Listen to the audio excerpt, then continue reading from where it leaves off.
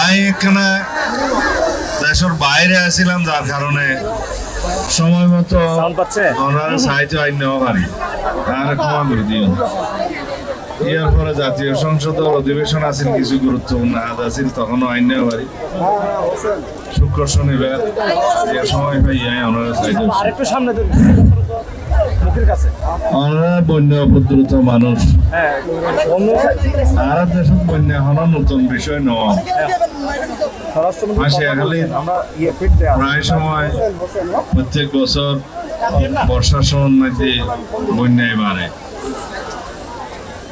আর পক্ষে যতটুকু সম্ভব আমরা সহায়তা করিবার চেষ্টা করি, এবারও করি না। আর পক্ষে আর দলীয় নেতা কর্মী এবং সরকারি ভাবে ত্রাণ যতটুকু সম্ভব দিয়া হই। আল্লাহ রহমত এখন পরিস্থিতি ভালো, পানিও কমে গিয়ে, কিন্তু বন্যা বর্ষা যতদিন আছে আর তো সাবধান তা করিবে, হয়তো আবারও হইতে পারে।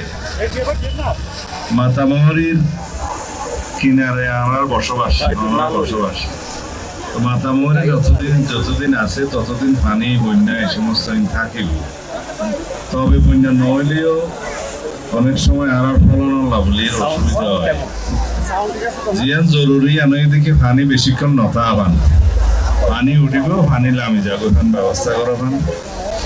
আর রাস্তাঘাট যে বাইশ হয়ে যাবে, ঠিক মতো সময় মতো মেরামত করাবেন, ইয়া নিয়ে যাওয়া ইনশাল্লাহ ইয়া নারা গুজব।